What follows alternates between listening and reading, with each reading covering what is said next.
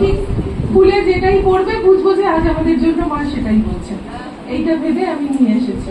এরকম হয়তো সেই শ্রী নিত্য মঙ্গলম, নিত্যই তাদের উৎসব, নিত্য শ্রী নিত্য মঙ্গল তাদের। ভগবান মঙ্গলায়তনম, যাদের হৃদয়ে মঙ্গলের আয়তন হরি সবসময় বিরাজ করেন, তাদের নিত্যই উৎসব।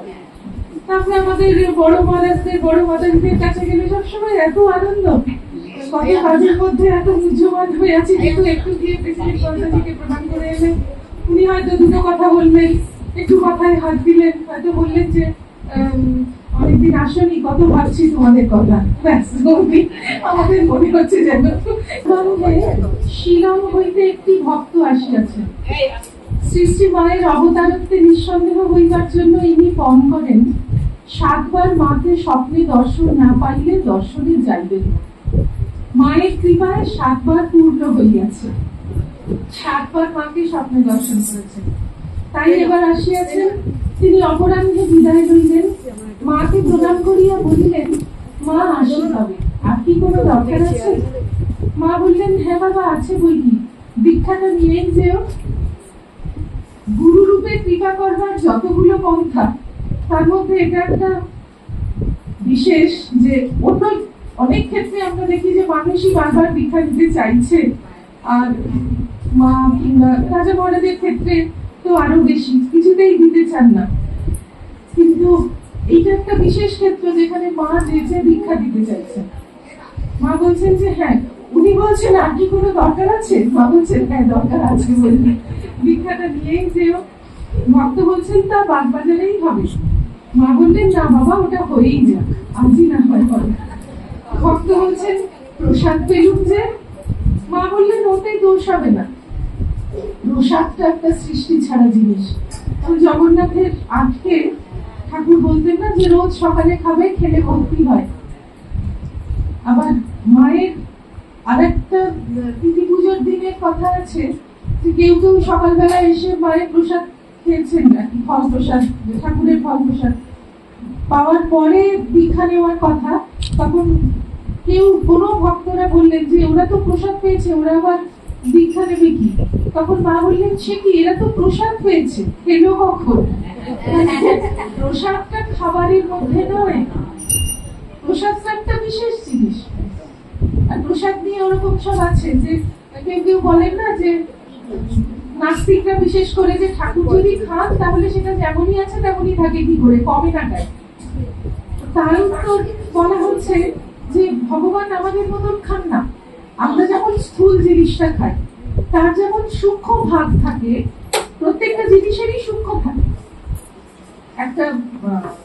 একটা থালাতে যদি অনেক মিষ্টি থাকে, তার উপর মনে করুন অনেক পিঁপড়ে, আমরা পিঁপড়ে তাড়ালাম, পিঁপড়ে তাড়ানোর পরেও কি মানে এতগুলো প্রাণী এসেছিল যখন খেয়েছে, নিশ্চয়ই না খেয়ে তো আর চলে যায়নি। কিন্তু দেখে কি মানে কম পড়ে কি, যে 10টা দরবেশ ছিল একটা কম আছে, তা হয় কি? হয় না। যদি আপনার এমনি মানে ধরুন চিনি বা এই ধরনের জিনিস যেটা পরিমাপ করা যায় না, সেটাও দেখে কি মনে হয় যে কমে গেছে?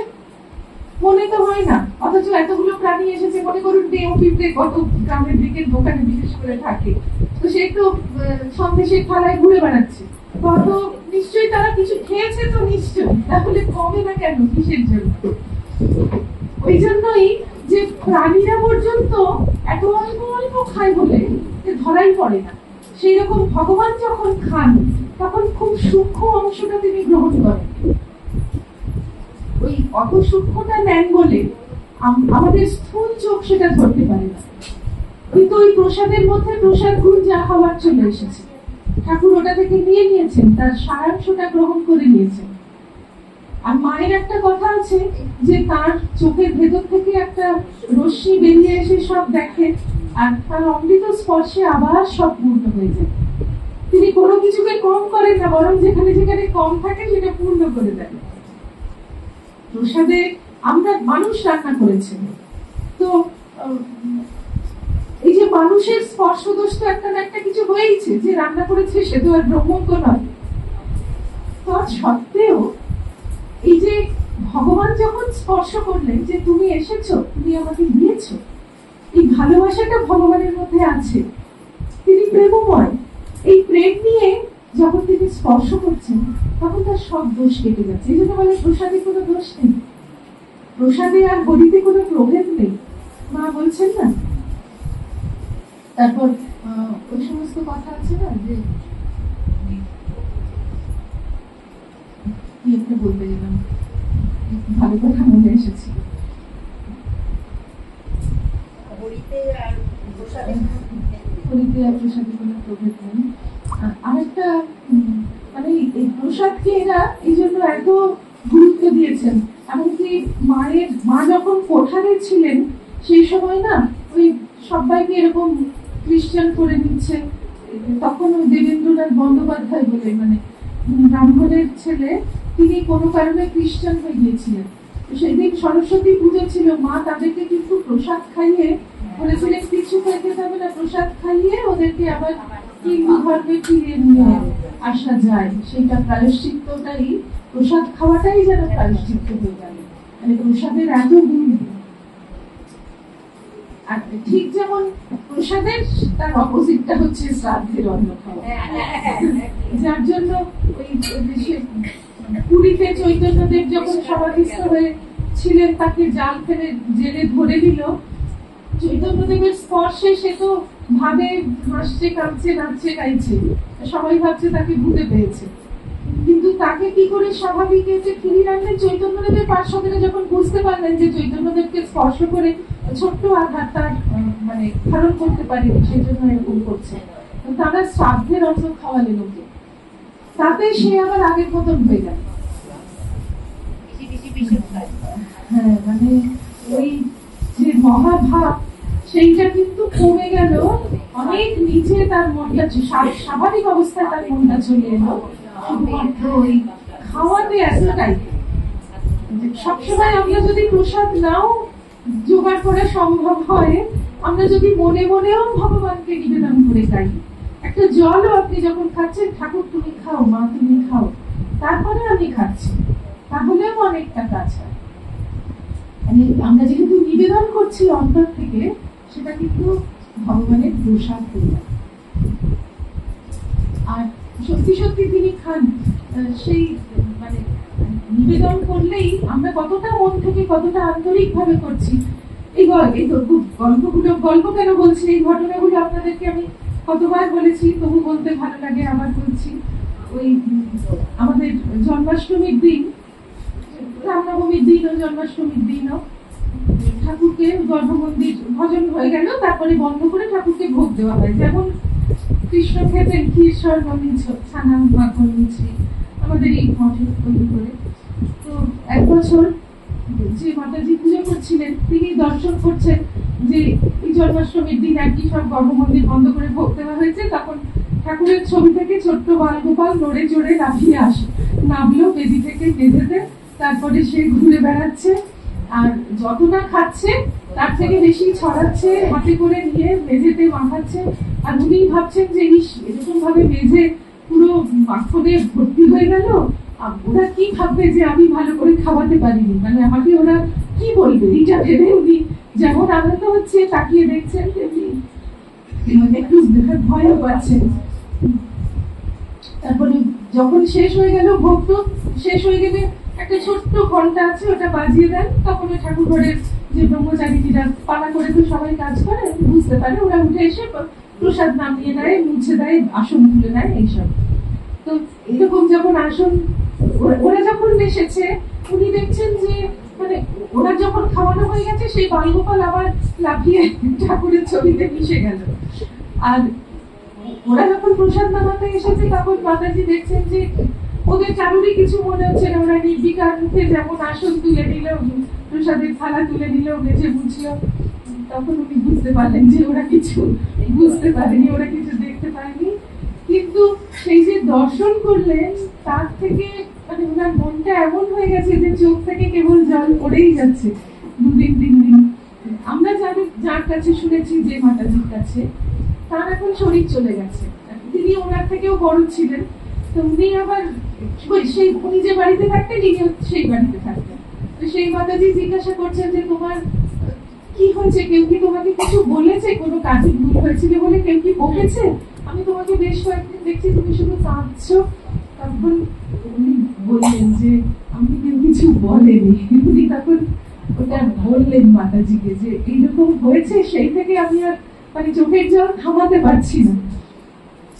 তো এই যে একটা সুন্দর সুন্দর ঘটনাগুলো কিছুই নয়। আমার মনে পড়ে মকসুদকাকা মাতাজির একটা চিঠি, ওনার যে মোটা বইটা আছে, ওই শতবর্ষে তো সকলেরই বই বেরোয়, তাতে উনি একটা চিঠি কাউকে লিখেছিলেন যে এই যে ঠাকুরকে তুমি ভোগ দাও, তুমি মনে করবে যে আমরা তো আসল পেতে ঠাকুরকে থালা পেতে দিচ্ছি, আমরা দেখতে পাচ্ছি না ঠাকুর এসে খাচ্ছেন, কিন্তু তুমি মনে করবে যে ভগবান এলেন, খেলেন, ঠাকুর এসে বসলেন, আমি যা দিয়েছি খেলেন।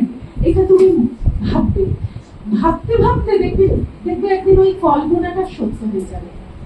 এই কথাটা লিখেছিলেন। তো এই ঘটনাটাকে যখন ভাবি তখন আমার মনে হয় যে ভাবতে তোমার কল্পনা একদিন সত্য হয়ে যাবে। তার মানে নাকি আমাদের কল্পনা কিন্তু কিছু নেই। কল্পনা মানে আমরা ভাবছি ঠাকুর এলেন, খেলেন, ঠাকুর সত্যিই আসছেন, খাচ্ছেন। আমাদের ইন্দ্রিয়গুলো, আমাদের মনটা সেই স্তরে ওঠেনি বলে আমরা দেখতে পাচ্ছি না। যার উঠেছে সে দেখতে পাবে। কথাটিতে আছে না যে ঠাকুরকে কেউ জিজ্ঞাসা করছে এই শরীরে, এই মনে কি ভগবানের দর্শন হয়, এই চোখে কি ভগবানের দর্শন হয়? তখন ঠাকুর বলছেন না, সাধন করতে করতে একটা প্রেমের শরীর হয়, তার প্রেমের চক্ষু, প্রেমের কর্ণ, সেই শরীরে ভগবানের দর্শন হয়। একটা প্রেমের শরীর হয় মানে কি, যে মানুষটা ভগবানকে দর্শন করেছে ধরুন, তো আমি তো তাকে দেখলে বাইরে থেকে সেই মানুষটাই দেখবো। তার মানে তার ভেতরে ভেতরে আরেকটা সূক্ষ্ম শরীর তৈরি হয়ে গেছে। সেই রকম আমাদেরও একটা সূক্ষ্ম শরীর তৈরি হয়ে যাচ্ছে। আমরা যত ভগবানের স্থানে যাই, ভালো কথা শুনি, আমি যত জপধ্যান করছি, ভালো জিনিস পড়ছি, ভালো কথা খাচ্ছি, তাতে আমার মনে মনে আরেকটা মানে সূক্ষ্ম শরীর একটা আমার তৈরি হয়ে যাচ্ছে, আছেই, তৈরি আবার হবে কি নতুন করে, সেটার সংস্কারটা উঁচু হয়ে যাচ্ছে। যার সূক্ষ্ম শরীরের ক্ষমতা যেরকম, সে সেরকম দেখতে পাবে। কেউ ভূত দেখতে পায়, অনেককে জানি দেখতে পেয়েছে, মানে তারা তো আছে সত্যি সূক্ষ্ম দেখে। যাদের সেই স্তরে মানে কি বলবো, প্রত্যক্ষ করবার মতন ইন্দ্রিয়গুলো হয়েছে, তারা তাকে দেখতে পায়। সেরকম যাদের ইন্দ্রিয়গুলো ওই ভগবানকে প্রত্যক্ষ করার মতন হয়েছে, তারা দেখতে পায়। যেমন ঠাকুরের মা দর্শন করছেন না, যে লক্ষ্মী পুজোর দিন দূরের গ্রাম থেকে পুজো নিয়ে মা লক্ষ্মী আসছেন, তোমাদের বাড়ি যাবো, তো এখন এসো না মা, বাড়িতে কেউ নেই। তখন শেষে সেটা ব্রহ্মাকে বললেন। তো এই যে মানুষ যখন খুব নিজেই সূক্ষ্ম শুদ্ধ হয়ে যায়, তার ইন্দ্রিয় গুলো তেমনি হয়ে যায়। ঠিক সেই রকম এই যে সেই কথাটাই মাতাজি যে বলছেন না, যে কল্পনাটাই সত্য হয়ে যাবে, তার মানে আমি যখন কল্পনা করছি, সেটা কিন্তু একটা সত্য ঘটনাকেই কল্পনা করছি। আমি ঠাকুরকে খেতে দিলাম, ঠাকুর সত্যিই এসেছেন, খেয়েছেন। আমার দোষ, আমার ইন্দ্রিয়গুলোর ফল্ট যে আমি সেটা দেখতে পেলাম না। যখন আমার ইন্দ্রিয়গুলো সেই স্তরে উঠবে, সেই রকম সূক্ষ্ম শুদ্ধ হবে, তখন আমি সত্যিই দেখতে পাবো যে ঠাকুর এলেন, বসলেন, খেলেন। তো এই যে একটা সত্যি, ঠাকুর আসছেন, খাচ্ছেন, গ্রহণ করছেন, আমি যেটা দিচ্ছি, এটা সম্পূর্ণ আমার আন্তরিকতার উপর নির্ভর করছে।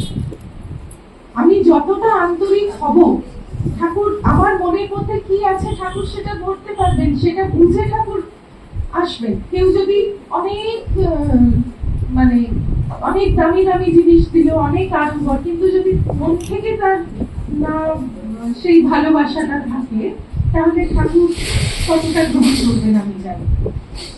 কিন্তু মন থেকে যে ভালোবেসে দেবে, সে যত সামান্যই জিনিস হোক, ঠাকুর কিন্তু সেটা নেবেন। ওই ঠাকুরের একটা জন্মতিথিতে আছে এরকম, মানে ঠাকুর তখন শরীরে আছেন, একটি দরিদ্র মহিলা, সে দক্ষিণেশ্বরেই থাকে। সে তো বুঝতে পারছে যে ইনি একজন মহাপুরুষ লোক, সবাই তার কাছে আসছে।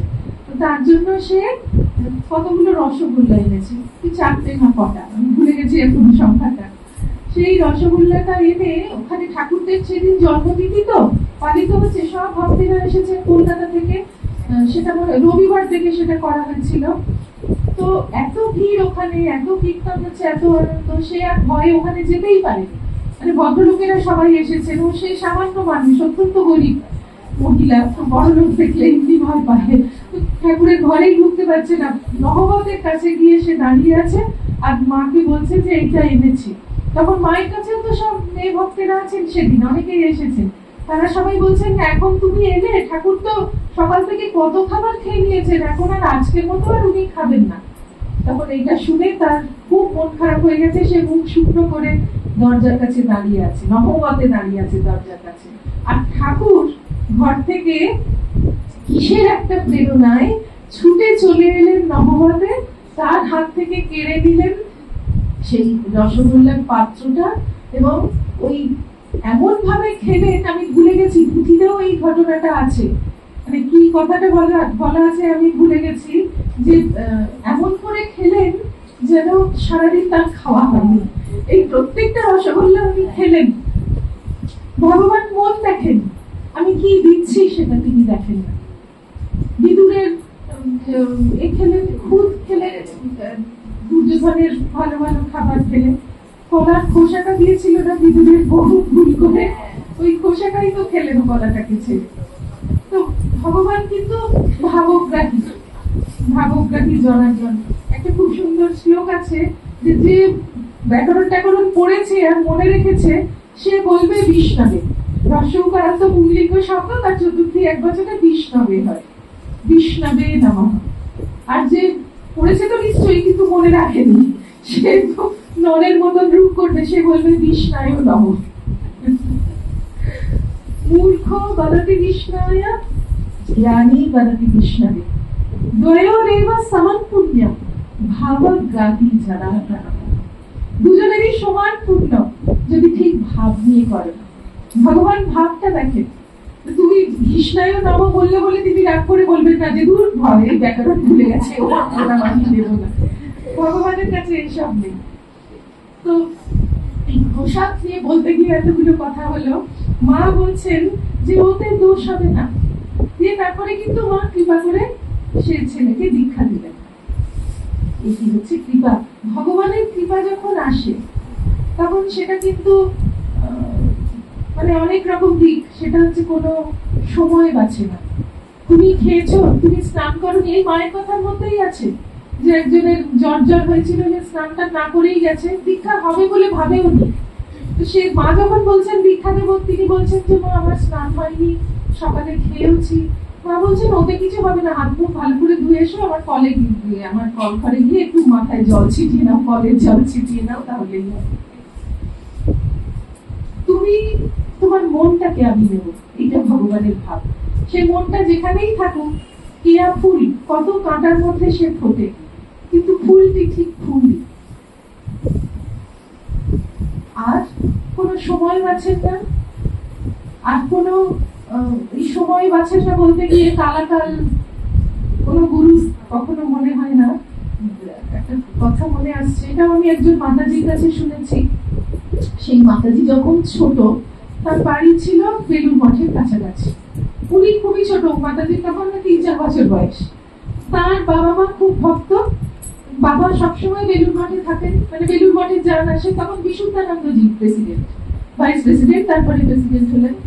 তো প্রেসিডেন্ট হয়ে বিশুদ্ধানন্দজি খুব কম দিনই ছিলেন, ভাইস প্রেসিডেন্ট হয়ে বেশি দিন ছিলেন, বেশি দীক্ষা দিয়েছেন। মানে প্রেসিডেন্ট হওয়ার পর বোধহয় কয়েক মাসই ছিলেন এরকম। ওই যখন উনি দীক্ষা দিচ্ছেন, এই ভদ্রলোকে উনি খুব ভালোবাসতেন মাতাজির বাবাকে। আর মাতাজির বাবা এত মানে সারাক্ষণই বেলুর মঠে থাকতেন, আর ভাবতেন যে এই দীক্ষা সব বাইরের লোকেরা নেয়, আমরা তো নিজেদের লোক, আমরা তো সবসময় কাছাকাছি আছি, আমাদের সব দরকার নেই, এরকম একটা মনোভাব ছিল, খুব আপন বোধ ছিল। তো বিশুদ্ধানন্দজি একদিন বলেছেন যে তুমি আসবে তো, তোমার কালকে আসবে, তুমি আসবে, তার স্ত্রীর নাম করে বলেছেন ওকে নিয়ে আসবে, তোমাদের দুজনকে আমি কাল দীক্ষা দেব। তখন এই ভদ্রলোক বলছেন যে মানে স্ত্রীর তখন সন্তান সম্ভাবনা, মাতাজি ভাই হবেন, সেই জন্য ইনি বলছেন এইসব নিয়ম আছে না যে অসংসারে দীক্ষা নিতে নেই, এরকম আছে বোধ হয়। তো মাতাজি বাবা তখন বলছেন যে মহারাজ ও তো পারবে না, আমি এখন দীক্ষা নিয়ে নিই, তারপর ও যখন পারবে ও নেবে, এরকম বলেছে। তখন মহারাজ ভীষণ গম্ভীর হয়ে গেলেন, কি তুমি জানো না আমরা এমন ব্রহ্মজ্ঞ, ঠিক ভাষাটা এরকম বলেনি, আমরা যাকে খুশি যখন খুশি যেখানে খুশি যে অবস্থায় খুশি দীক্ষা দিতে পারি, তুমি এটা জানো না? মহারাজকে সবসময় মহারাজ খুব হাসি খুশি ছিলেন বিশুদ্ধানন্দজি, উনি এত গম্ভীর হয়ে এই কথাটা বলেছেন, তখন উনি ভয় পেয়ে গেছেন, না মহারাজ আমার অপরাধ হয়েছে, আমি ওকে নিয়ে আসবো। এই যে আমাদের সব বৃহত্তন্ত্র সারটার এসব বই আছে যেখানে নিয়ম কানুন লিপিবদ্ধ থাকে, সেখানে কিন্তু প্রচুর নিয়ম দীক্ষা নেওয়া, সেখানে সব। আবার আরেকটি তন্ত্র যতদূর মনে হচ্ছে রুদ্র জামল টামল, তারা বলছে যে যদি ব্রহ্মজ্ঞ মহাপুরুষ হন তার কাছে কোনো নিয়ম নেই, সমস্ত নিয়মের ঊর্ধ্বে। ব্রহ্মজ্ঞ পুরুষ যদি গুরু হন, তিনি ওই যাকে খুশি যখন খুশি যেখানে খুশি যে অবস্থায় খুশি দীক্ষা দিতে পারে। এরা কিন্তু আমাদের গুরুরা এইরকম ব্রহ্মজ্ঞ মহাপুরুষ, এরা সাধারণ গুরু নন। মায়ের ক্ষেত্রে আমরা ঠিক এইরকমই, এই যে মা ডেকে বলছেন দীক্ষা দেব, কেউ প্রসাদ খেয়েছে, কেউ স্নান করেনি, তাদের কিন্তু কিছু না। আর ভগবানের কৃপা আরেকটা ব্যাপার, সে কৃপার কোনো যেমন কালাকাল নেই, পাত্র অপাত্র নেই, সেরকম সে কিছু বাছে না। যেমন বৃষ্টি যখন পড়ে, বৃষ্টি ভাবে না যে গঙ্গার উপর পড়ছি বেশি করে পড়ি, নর্দমার উপর পড়ছি বেশি, ওখানে দরকার নেই, বৃষ্টির মনে হয় না। সূর্যের আলো সবাইকে সমান আলো দিচ্ছে, কে বেদ পড়ছে, কে গীতা পড়ছে, আর কে দলিল জাল করছে, সূর্যের ভাবে না যে খারাপ কাজ করছে ওকে কম আলো দিই, এইটা নয়। ঠিক সেই রকম ভগবানের কৃপাটা কিন্তু একই রকম আসছে। এবার আমরা যে যেভাবে গ্রহণ করতে পারি, সূর্যের আলো, প্রদীপের আলো, কেউ তাতে গীতা পড়ছে, আলো একটা জ্বলছে তাকে কাজে লাগিয়ে, আর কেউ তাতে দলিল জাল করছে। আমরা এই কৃপা কিন্তু সমান আছে। ঠাকুর যে এখানে বসে আছেন, তিনি সমান কৃপা দিচ্ছে, সমান প্রসাদ আমরা সবাই পাবো। তার দিক থেকে তার কাছে তো সবাই সমান। যেমন ওই মায়ের কাছে, মা থাকতে থাকতেই তো কত মতান্তর, কত কিছু। মা বলতেন যে তোমাদের ঝগড়া, ওরা তো আমার সন্তান, আমি কি ওদের মা নই? সে তখন রামবাবুর আলাদা সম্প্রদায় ছিলেন জগদ্দানে, আর বেলুর মঠের সঙ্গে তাদের কোনো কোনো বিষয়ে মতান্তর হতো। এই সমস্ত কথা আমরা বলতে পারি যে মা বলছেন তোমাদের ঝগড়া বাবু, তারা কি আমার সন্তান নয়? মানে মায়ের কাছে কিন্তু এই ব্যাপারটাই নেই। অক্ষয় কুমার সেন খুব করে মাকে চিঠি লিখেছিলেন অভিমান করে, মানে গৃহীরা কি বারে ভাষা পরের সন্তান, তার মনে হতো যে মা বোধহয় ওদেরকে বেশি ভালোবাসেন, সন্ন্যাসীদেরকে বেশি ভালোবাসেন। তার এক সময় মনে হয়েছে কলকাতার লোকেদের মা বেশি ভালোবাসেন, আর ওনার যে মনে হতো ওই মনের অভিমানটা উনি চিঠি লিখে জানাতেন। এটা খুব সরল, অভিমান মনে পুষে রেখে চুপ করে বসে আছি মুখ ফুলিয়ে, তা নয়, এটা জানাতেন। তো জানাতেন যে তার ফলে কিন্তু যাকে জানানো হলো তার কি মনোভাব সে এটা প্রকাশ করে বলতে পারলো। মা সঙ্গে সঙ্গে, মায়ের একটু ওই বিখ্যাত চিঠি যে কই বাবা আমার মনে তো কোন রকম দুই দুই ভাব নেই, মায়ের মনে কিছু নেই, মায়ের কাছে সবাই সবাই। এবং এই যে মজার মজার সব ঘটনা আমরা পাই, কেউ ভাবছেন যে কলকাতার লোকেরা এসেছেন বলে মা ওদেরকে লুচি করে দেখছেন, আর আমাদের জন্য সেই পাল্টা পান। কোনো একজন গ্রামের ছেলে আর কি সন্ন্যাসী হয়েছিলেন, তিনি ভেবেছেন। তারপরে কয়েকদিন মা কিন্তু সেটা বুঝতে পেরেছেন এবং বুঝে সেই রকমই তাকে খাওয়াচ্ছেন। তারপর কয়েকদিন পরে তিনি বুঝলেন যে আমার কিন্তু রুটি লুচি সহ্য হচ্ছে না। তখন আবার তিনি মাকে বলে যে মা আমি ওই ভিজা ভাতই খাবো। এই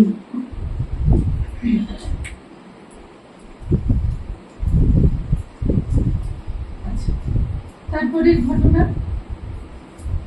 একজন ভক্ত তার মনে তার ভাব যে মা ইচ্ছা করলেই ঠাকুরকে দর্শন করিয়ে দিতে পারে, কিন্তু মা দেখাচ্ছেন না। এই যে জয়রামবাটি হইতে বাড়ি আসিয়া খ্যাপা ভক্তটির মনোভাবে ক্রমশ খুব পরিবর্তন হইতে চলিয়াছে। ঠাকুরের দর্শনের জন্য সে অস্থির। শ্রী শ্রীমা ইচ্ছা করিলেই ঠাকুরকে দর্শন করাইয়া দিতে পারেন, অথচ দেখাইতেছেন না, এই বিশ্বাসে তাহার মনে বড় অভিমান হইয়াছে।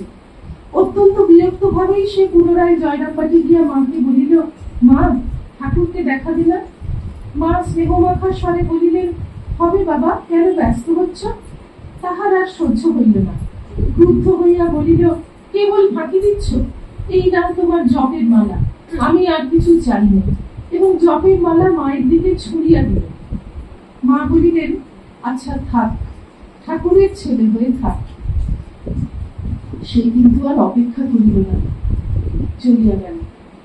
আচ্ছা, এইরকম আরো একটি ঘটনা আছে যেখানে একজন ভক্ত মনে করছেন যে আশানুরূপ কিছুই হচ্ছে না, ও মাকে বললেন, মা তোমার মন্ত্র নিয়ে নাও।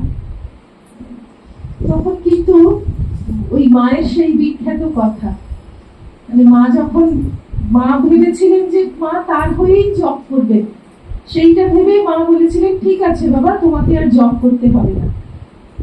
তখন কিন্তু তার চৈতন্য হলো, এবং একটা মানুষের মনে হয় না যে মা আমাকে, এটা একটা আমার মহা সম্পদ, গুরু আমাকে দিয়েছেন, এটা আমার মহামন্ত্র, আমি করতে পারি না পারি, এটা আমার কাছে আছে, বলছি তো ধন আছে আমার কাছে। সেইটা হঠাৎ করে তার মনে হয়েছে যে আমি কি তবে রসাতলে গেলুম, এই কথাটা সে বলছে। মানে মনে হয়েছে যে মা কি মন্ত্রটা নিয়ে নিলেন, তাহলে কি আমার সব গেল? এই যে তারপর সে কথাটা উচ্চারণ করেছে যে আমি কি বা রসাতলে গেলুম, এটা মা সহ্য করতে পারলেন না। তখন মায়ের সেই কথাটি, এটা অনাগত মানব সভ্যতার জন্য একেবারে মানে বাঁধিয়ে রাখবার মতন কথা, মনে রেখে দেওয়ার মতন কথা, যে কি আমার ছেলে হয়ে তুমি রসাতলে যাবে? মানে আমার যারা সন্তান, তাদের মুক্তি বয়ে আছে, ব্রহ্মা বিষ্ণু মহেশ্বরও তাদের কিছু করতে পারবেন না। এই যে মায়ের এই কথাগুলি এক এক সময় ওই ঝলকে ঝলকে মনে হয় যে মা কতখানি সবসময় সচেতন, সমস্ত দেবশক্তিকে মা কিন্তু পরিচালিত করছেন। কোন মহাশক্তি এসেছেন, রূপ পরিগ্রহ করেছিলেন, আমাদের সেটা বোঝারও বাইরে। ঠাকুর যে বলেছেন, ও আমার শক্তি। শক্তি মানে কি? ব্রহ্মেরই শক্তি হয়, ভগবানেরই শক্তি হয়। ঠাকুরের নিজের কথায় যে সেই জল হেললে দুললেও জল, আর স্থির থাকলেও জল। এই স্থির থাকাটা হচ্ছেন ব্রহ্ম, যিনি কিছু করছেন না, বাইরে থেকে দেখে মনে হয় কিছু করছেন না, আর যখনই কিছু করছেন গৃহিণী, তিনি হচ্ছেন শক্তি। সেই শঙ্করাচার্যের শ্লোক আছে যে শিবশক্তিয়া যুক্ত যদি ভবতি শক্ত প্রভবিতুম, সেই শক্তির সঙ্গে যুক্ত হয়ে থাকেন। যদি কিছু করতে চান, নাচে দেবং দেব নাখালো কুশলা স্পন্দিতুমপি, যদি শক্তি শিবের সঙ্গে যুক্ত না হয়ে থাকেন, তাহলে শিব অ্যাকচুয়াল লড়তে পর্যন্ত পারেন না। নাখালো কুশলা স্পন্দিতুমপি, একটা স্পন্দনও শিবের পক্ষে সম্ভব হয় না। ব্রহ্ম এইরকম, কোথায় নড়বেন? সবটাই তো তিনি। নড়তে চড়তে গেলে তো অ্যাকচুয়াল জায়গা লাগবে, সেইটাই তো নেই পুরো বিশ্ব ব্রহ্মাণ্ডে। কোথায় নড়বেন? সেই জন্য যখনই একটু খেলাধুলা ঘটছে জলের, সেই শক্তিরই প্রভাব, শক্তিরই এলাকা চলে আসছে। সেই শক্তি, যে কলকাতার গিন্নি বলা হয় কালীঘাটের মা কালীকে, সেই রকম মা হচ্ছেন এই বিশ্ব ব্রহ্মাণ্ডের গিন্নি। তার সমস্ত মাথার মধ্যে প্ল্যানটা আছে। আমরা প্ল্যান করি না, এই যে এইবারে গাছ লাগানো, এই ঢেঁড়স হলো, আলু হলো, পটল হলো, আবার বীজটা আমাদের তখন বেদান্ত টানা মাতাজি ছিলেন, তখন সবই করোনা হতে আরম্ভ হচ্ছে। আর বাইরের জিনিস তখন একটা খুব এরকম হচ্ছিল যে এমনকি যে কোনো সবজি টবজির ভেতরও ভীষণ পেস্টিসাইড মেশানো থাকছে, এখনো থাকে। আমাদেরকে বিশেষ করে আমাদের গ্রামের সেন্টারে যেসব মাতাজিরা ছিলেন বলছেন যে দেখো আমরা দেখেছি চাষিরা নিজেরা যেটা খাবে সেটার জন্য আলাদা একটু ছোট্ট করে সবজি করছে, আর বিক্রি করবে যেটা সেটা কিন্তু ওরা কি সব মিশিয়ে দিচ্ছে তার কোনো ঠিক নেই। তো এইসব শুনে আমরা ভীষণ ভয় পেয়ে গেলাম, ভাবলাম যে আমাদের মাতাজি কতটুকু আর খান। আমাদের বাড়ির পেছনেই ছোট্ট একটা বাগান আছে, সেখানে আমরা ঢেঁড়স গাছ টাছ লাগিয়ে প্রথম যেদিন একটা আঙুলের মতন ঢেঁড়স হলো আমাদের মনে হলো যেন বিশ্ব ব্রহ্মাণ্ড জয় করে ফেলেছে আমাদের এক পাইকে। তো এইরকম করে আমরা তাকে খাওয়াতাম আর কি। তো একটু একটু খাওয়ানোর পর আমরা তো কিছুই জানি না চাষের ব্যাপারে, করবো মাংস। তো আমাদের যে পাহারাদারের ছেলেটি, কি নাম ছিল, তপন নাকি, সে এসে আমাদের বুদ্ধি দিল, মাথাতে এইবার যা ঢেঁড়স সমান হয়ে গেছে, এবার এই বীজগুলো রেখে দিন, আবার সামনের অমুক মাসে লাগাবো। আবার এই যে এই প্ল্যানটা আমরা প্ল্যান করছি, ওই ঢেঁড়সের গাছটার প্রাণটা শেষ হয়ে গেল কিন্তু সেই বছরের মধ্যে। সে জন্মালো, বড় হলো, ফল দিল, ফুল দিল, মরে গেল। তার যে বীজটা আমরা রেখে দিলাম, আমাদের কাছে এটা অনন্ত প্ল্যান যে পরের বারে এই মাসে আমরা করবো, এই মাসে আমার ঢেঁড়স হবে। তো সেই রকম এই সমস্ত বিশ্ব ব্রহ্মাণ্ডের প্ল্যানটা মায়ের মাথায় রয়েছে। এই লোকটা এতদিন বাঁচবে, এই কাজ করবে, তারপর মরে যাবে, তারপর অমুক আসবে, আবার কাজ করবে। তো আমরা ভাবতে থাকি, মানে এই পুরো প্ল্যানটা তো আমাদের আর চোখেই ধরা পড়ে না, মাথাতেও আসে না, আমরা আমাদের জীবনটা নিয়ে ধারণা করতে পারি না। তো সেইখানে মা এই জন্য বলতে পারছেন এভাবে যে ব্রহ্মা বিষ্ণু মহেশ্বরও তার কিছু করতে পারে না, যে আমার ছেলে। একই কথা ঠাকুরও বলেছেন হৃদয়কে যে তুই একে তুচ্ছ তাচ্ছিল্য করিস বলে ওকে বলতে পারিস না যা খুশি। মানে ঠাকুর রেগে গেলে তবু পার পেলেও পাওয়া যেতে পারে, কিন্তু মা রেগে গেলে ব্রহ্মা বিষ্ণু মহেশ্বরও তার কিছু করতে পারবে না। মায়ের শক্তি একেবারে সবার উপরে, মা সবাইকে চালনা করছেন। আমরা চণ্ডীতেও দেখি ওরকম, হরিহরা দিদিরপ্য পারা চণ্ডীর স্তব, মহিষাসুর পদের পর যে দেবতাদের স্তব, তো হরি হর সকলেরই অগম্য, তুমি কি করছো কেউ বুঝতেও পারে না, তুমি শক্তি দিচ্ছ বলে ওরা কাজ করছে। তো এই যে মায়ের একটা অপার মহিমা, এটা আছেই আমাদের সকলের জন্য সমান আছে। আমরা যে চাইবো সেই পাবো, আমরা যেভাবে নিতে পারবো, আন্তরিক মন নিয়ে, মন খোলা রেখে। আমাদের আন্তরিকতাটাই কিন্তু সবটুকু। ওই যে ঠাকুরকে খাবার দেওয়ার ব্যাপারে বলছিলাম না, মানে আমরা কতটা মন দিয়ে বলতে পারছি, আমাদের মনটা তিনি দেখেন। আমরা প্রথম যখন মঠে এসেছিলাম, আমার মনে আছে ওই সব তিথি পুজোর দিনগুলো তো সকালবেলাটা ব্রহ্মচারীরা সন্ন্যাসীরাই গান করেন, তারপর সারাদিনে ভক্তরা করেন, সেটা আলাদা। তো ওই গানগুলো আমরা যখন অন্যান্য সব সেন্টার থেকে আসি জানি না, তো আমরা মঠে এসে শিখি আর কি কি গান হয়। প্রথম ওরকম ঠাকুরের তিথি পুজোর আগে বেশ গানের রোজ রিহার্সাল হচ্ছে ভজনের পর রাত্রিরে। সেখানে একজন মাতাজি ছিল, একটা গান ছিল যে মানে রামকৃষ্ণ জগতের জীবন, এই হচ্ছে কথাটা। তো সেখানে এই রামকৃষ্ণটা অনেক টান ছিল, মানে রামকৃষ্ণ পেছনে অনেকটা মিল আছে। তো যে মাতাজি শেখাচ্ছিলেন উনি আমাদেরকে বললেন যে এমন সুরটা খুব সুন্দর আর কি, এটা মানে এইটা এমন করে তুমি বলবে যে ঠাকুর বলবেন ও তুমি আমায় দেখেছো। মানে রামকৃষ্ণর পরে অনেকখানি ঢেউ খেলানো একটা মিল আছে, সুরটাও খুব সুন্দর। মানে তুমি এমন করে বলবে যে ওইটা এমন মন দিয়ে প্রাণ দিয়ে তুমি গাইবে যে ঠাকুরকে বলতে হবে যে ও তুমি আমাকে দেখেছো। আমরা সব কাজেই এটা করতে পারি, খেতে দিচ্ছি তার জন্য একটা কিছু নিয়ে আসছি, ঠাকুর এটা তুমি পড়ো, ঠাকুর এটা তুমি খেয়েও। একটা মালা খুব সুন্দর দেখতে পেলাম, ঠাকুর এটা তুমি পড়ো, তোমার জন্য আনছি। আমরা বুঝতে পারি মানে মানুষের মনের আরতিটা এমন থাকে না যে সত্যি সত্যি যাদের মনের মানে মন থেকে প্রাণ দিয়ে যারা আনেন সেই ভালোবাসাটা ঠাকুর কখনো উপেক্ষা করতে পারেন না। কোনো একটা বিশেষ দিন হলে, ধরুন গুরু পূর্ণিমা বা কিছু, আমাদের মঠে ধরুন অনেক মালা মানুষ দিয়ে যাচ্ছে।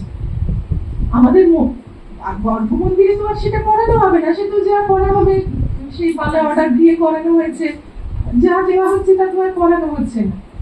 কিন্তু ওই বিভিন্ন জায়গায় সব ডিপার্টমেন্টে সব বাড়িতে পাঠিয়ে দেওয়া হচ্ছে মালাগুলো। সেটা তখন আমরা আমাদের যে ঠাকুর বা স্বামীজি আছেন তাদেরকে করাই। আবার কেমন হয় শুনলে খুব ইন্টারেস্টিং লাগে, একবার ভারতী প্রাণা মাতাজির তিথি পুজোর দিন একজন ভক্ত এইটুকু একটা মালা, ওনার বাড়িতে অনেক মাধবীলতা হয়েছে, সেইটা নিয়ে ওই এই ঠিক এইটুকু 1 ফুটেরও কম এই একটা মালা নিয়ে মাকে এটা পরানো হবে বলে, মানে মাতাজিকে। আসলে মাতাজি প্রথম যখন ছিলেন মঠে, আমাদের পুরনো মাতাজিরা সবাই তাকে মা বলে সম্বোধন করতেন, সেই জন্য আমরাও এখনো মাই বলি, মানে ভারতী প্রাণা মাতাজিকে আমাদের নিজেদের মধ্যে কথা বললে আমরা মাই বলি। তো ওই মালাটা দেওয়া হবে বলে উনি রেখেছেন, আর মঠ থেকে ওই এক্সট্রা ফুল মালা যা এসেছে সেটা একটা প্লাস্টিকে করে আমাদের দিয়ে দেওয়া হয়েছে। এরকম অনেক ডিপার্টমেন্টেই দেওয়া হয়েছে। তো আমাদেরকে যে দেওয়া হয়েছে তার মধ্যে ওই ছোট্ট মালাটা এসেছে। আর আমাদের সদার্থ প্রাণা মাতাজি বলে একজন ছিলেন, উনি চলে গেছেন ক্যান্সারে, খুব অল্প বয়সেই চলে গেছেন, প্রায় বছর 15 হলো। ওনার গুরু হচ্ছেন ভারতী প্রাণা মাতাজি। তো ওনার একটা ছোট্ট ছবি ভারতী প্রাণা মাতাজির ছিল, সেটা আমাদের সেদিনকে তার তিথি পুজো বলে আমরা বার করে আমাদের ঠাকুরের জায়গায় তাকে বসিয়েছি। আর ওই ছোট্ট মালাটা ঠিক আমরাই পেয়েছি। আমরা যখন দেখলাম এই ঠিক মাপ মতন মায়ের একটা মালা, আমরা সঙ্গে সঙ্গে তাকে ওটা পরিয়ে দিলাম। সেই দিন বিকেলে সেই ভক্ত এসেছেন আমাদের কাছে এবং দেখে তিনি আশ্চর্য হয়ে বলছেন, এই মালাটা তো আমি গেঁথেছিলাম ভারতী প্রাণা মাতাজির জন্য।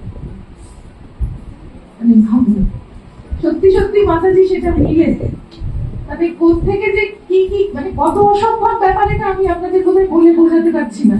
সারদা মঠ একটা বড় ব্যাপার, সেখানে মন্দিরে মায়ের ছবি বসানো হয়েছে, সেখানে প্রচুর মালা আসছে, ভক্তরা যারা জানেন এসেছেন অনেক মালা, এবং মালাগুলো সব দিয়ে দেওয়া হয় ব্যাগে করে, কখনো কখনো আর কোথাও যেখানে ছবি আছে সেখানে। তো সেটা, এবং সেই ভক্ত সেটা চোখে দেখে গেলেন যে মাতাজি ওই মালাটা পড়ছে।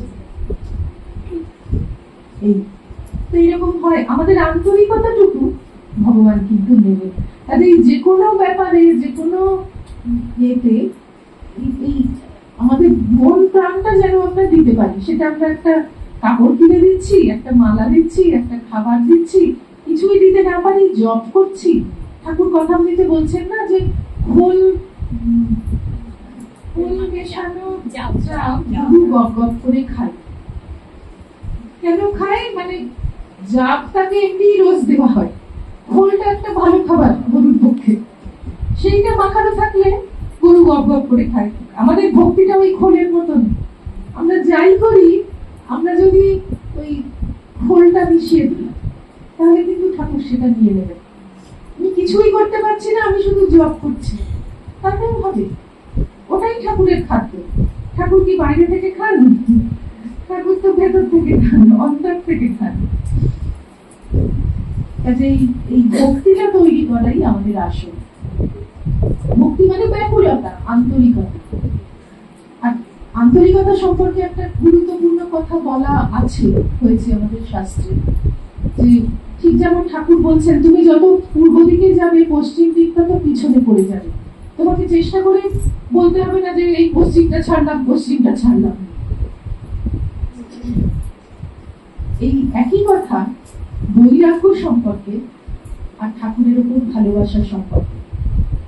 একই জিনিসের দুটো পিঠ। সেটা বৈরাগ্য শুনলে ভয় করে, মনে হয় যেন কি নাকি সংসারী মানুষ কি করে বৈরাগ্য করবে। তা নয়, সংসারে যেমন আছেন তেমন থাকবেন। ঠাকুর বলেছেন না, এটা একটা কেল্লা, কেল্লায় থেকে তুমি ভগবানের নাম করো। তোমার যখন যা দরকার পাবে, হাঁটু খারাপ হলো অপারেশন হয়ে যাবে, খিদে পেলো ভালো খাবার পাবে, কোনোদিন ইচ্ছে এলো একটা সাংঘাতিক ভালো খাবার, অত্যন্ত দামি খাবার, ওটা খাবো। খেতে পারলে খেয়েই বোঝা গেল যে ঠিক আছে, এই তো খেয়েই তো ফুরিয়ে গেল, আর মন থেকে আপনার ওটা চলেও গেল। যখন যেটা দরকার হবে সেটা তুমি পেতে পারবে।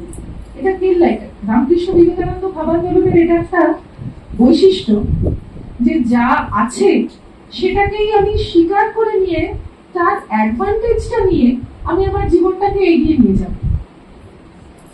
তুমি যে অবস্থায় আছো, যা করছো, সেইটা থেকে কিন্তু প্লাস পয়েন্ট কোনটা ওইটা ঠাকুরমা স্বামীজি দেখিয়ে গেছেন। মা সংসারে থেকে দেখিয়েছেন যে আমাদের জীবন কতটা খারাপ হতে পারে। যে মায়ের সেই ঘটনা সবসময় আমার মনে পড়ে, অবিনাশানন্দজির স্মৃতি কথায় আছে যে মায়ের জ্বর হয়েছে, রাধুর ছেলে চিৎকার করে কাঁদছে, রাধুর মা পাগলি মামি, তার মাথাটা সেদিন একটু বেশি খারাপ হয়েছে, ওই উনুন থেকে একটা জ্বলন্ত চেলাকাঠ তুলে নিয়ে এসে মাকে মারতে যাচ্ছে।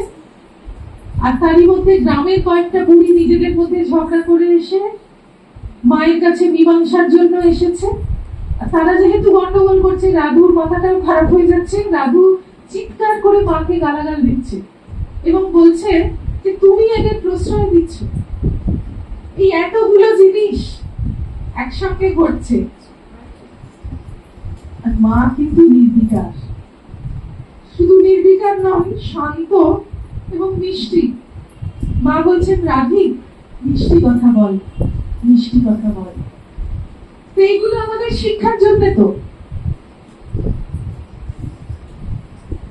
এই যে আমি যখন যেখানে আছি তার সেটাকেই আমি একটা সোপান হিসাবে ব্যবহার করে উঠে যাই। এইটা কিন্তু ঠাকুরও, মাও, স্বামীজিও সবাই দেখিয়ে দিলেন। ঠাকুর অসুখ দেখালেন, আরো কত কি দেখালেন, অসুখটা তার মধ্যে একটা অন্যতম প্রধান। মা দেখালেন সংসারে কিভাবে কত কষ্ট, কত সহ্য দরকার, সেটা মা দেখাচ্ছেন। আমাদের সকলেরই মানে যে আশ্রমেই থাকি কোনো না কোনো অসুবিধে সবসময়ই আছে। সেটাকে যদি আমি অসুবিধা বলে বোধ করি তাহলে তো অসুবিধার মধ্যেই পড়ে থাকবো। আর যদি বোধ করি যে আমি যেখানে আছি এটা কিন্তু শ্রী রামকৃষ্ণেরই জায়গা, যাদের মধ্যে আছি তারা সবাই শ্রী রামকৃষ্ণ। দেবেশানন্দজির একটা চিঠিতে আছে যে পিরিতি নগরে বসতি করিব, পিরিতি করিব ঘর, পুরোটা আমি ভুলে যাচ্ছি, যে আমি যেখানে আছি সেটা কিন্তু রামকৃষ্ণপুর। যে যেমন কথা বলি, যে যেমন ব্যবহার করি, সে আসলে স্বরূপত শ্রী রামকৃষ্ণ। আমি বুঝছি না, আমার শিক্ষার জন্য, আমার সংস্কার উন্নত করবার জন্য, আমার অভ্যাস ভালো করবার জন্য আমি এই পরিস্থিতিতে আছি। নির্বেদানন্দজির একটা চিঠি আছে যে জানবে তুমি যে পরিস্থিতিতে যেভাবে আছো সেটা কিন্তু তোমার কল্যাণের জন্য। মা বিশ্ব ব্রহ্মাণ্ডের গিন্নি, তিনি জানেন না তাকে কিভাবে রাখতে হবে, তিনি জানেন না আমার কি হলে ভালো হয়, আমার কি করলে খারাপ হয়। তাহলে মা কখনোই এমন করতে পারবেন না যাতে আমার মানে আখেরে অসুবিধে হবে, আমার সংস্কার যাতে ভালো হয় তার জন্যই মা কিন্তু এই ব্যবস্থাটা করছেন। এই শিক্ষাটা আমাকে নিয়েই আমাকে জীবনের পথে এগিয়ে চলতে হবে। সব জিনিসটা পজিটিভ করে দিন। ঠাকুর যেমন বললেন যে সংসারে আছো তো কি হয়েছে, সংসার তো কেল্লা, কে এসে বলছে যে আমি বিয়ে করেছি, কি হয়েছে তাতে, এই যে ও বিয়ে করেছে, এখানকার কৃপা থাকলে 100টা বিয়েতেও তোর কিছু করতে পারবে না। বিয়ে করার খারাপ জিনিসটা কোথায়, তুমি আসক্তিতে আরো জড়িয়ে পড়ছো। তো সেই আসক্তিটাই যদি তোমার না হয় তাহলে মিটে গেল। এইটা এখন 1%ও নয়, কোনো পার্সেন্টেজেই আসে না, সাধুরা এত কম সমাজে। তাহলে সংসারী লোকেদের জন্য যদি ঠাকুরমা স্বামীজির শিক্ষা না হলো তাহলে ভগবান এলেন কার জন্য? এই সবটাই গ্রহণ করে নিয়ে আমাদের চলতে হবে। কিন্তু 1 ঘন্টা বলে ফেলেছি মনে হচ্ছে। তো ঠিক আছে, আমাদের জন্য আজকে তাহলে মায়ের এই দুটো বাণী পাওয়া গেল, যে একটা হচ্ছে মায়ের যে কৃপা, প্রথমটা হচ্ছে ওই দীক্ষার ঘটনায় যে ভক্ত বলছেন প্রসাদ পেলুম, যে মা বলছেন ওতে দোষ হবে না, মানে ভগবানের কৃপাতেই একটা প্রসাদ অনেক ভাগ্যে পাওয়া যায়। পৃথিবীতে কোটি কোটি কোটি কোটি মানুষ আছে যারা ভগবানের প্রসাদ ছাড়াই দিন কাটিয়ে যাচ্ছে দিনের পর দিন। সেটা আমার এত কৃপা, আমি কিন্তু প্রসাদ পাচ্ছি, তাহলে আমার মহাভাগ্য। আমি তো ইচ্ছা করলেই জগন্নাথের আজকে প্রসাদ ঠাকুর রোজ খেতেন সকালে উঠে, আমি রেখে দিতে পারি, বিন্দু বিন্দু খেতেই পারি রোজ, খেলে ভক্তি হয়। ঠাকুর বলে গেছেন জগন্নাথের প্রসাদ কিন্তু ব্রহ্ম।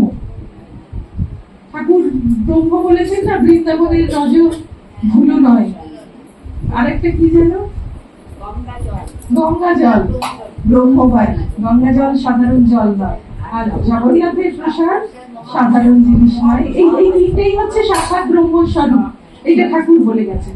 এই তিনটেই কিন্তু আমাদের হাতের কাছেই আছে, কোনো ব্যাপার না। আর এখন তো আর কি, এখন তো বেলুর মঠ, দক্ষিণেশ্বর সবই আছে হাতের কাছে। এখন তো আমাদের কাছেই বৃন্দাবন, ট্রেনে উঠতে হবে না, কিছু করতে হবে না, একটু কষ্ট করলেই 8 ঘন্টায় আমরা বৃন্দাবন পৌঁছে যাব। সাক্ষাৎ বৃন্দাবন। বেলুর মঠ, যে সতীর 52টা অঙ্গ করে 52 সতীপীঠ, সেই সতীর সমস্ত শরীরটা ওখানে, ঠাকুর ওখানে, মায়ের পদরজ স্বামীজি রেখে দিয়েছেন, ঠাকুরের গর্ভ মন্দিরে রোজ পুজো হয়। তাহলে কি আর এর বাইরে কি আছে? আর কিছুই না। আমাদের মতো ভাগ্যবান জগতে কেউ নেই, আমাদের মতো প্রসাদ আর জগতে কেউ পাচ্ছে না, আমাদের মতন সুযোগ চোখের সামনে ব্রহ্মজ্ঞ মহাপুরুষরাও সবসময় ঘুরে বেড়াচ্ছে, এটাও জগতে কেউ পাচ্ছে না। কাজে আমাদের মতো ভাগ্য তো আর কাউকে দেখতে পাচ্ছি না। কাজে আমাদের নিত্যোৎসব হওয়া উচিত। নিত্যোৎসব ভরতেশাম নিত্যশ্রী নিত্য মঙ্গলম येषां हृदिस्थो ভগবান মঙ্গলায় তনম বলি। হৃদয়ে হরি আছেন, বাইরে হরি আছেন, যাদের মধ্যে আছি তারাও সবাই শ্রী রামকৃষ্ণ, শ্রী সারদা, সকলেই তাদেরই রূপ।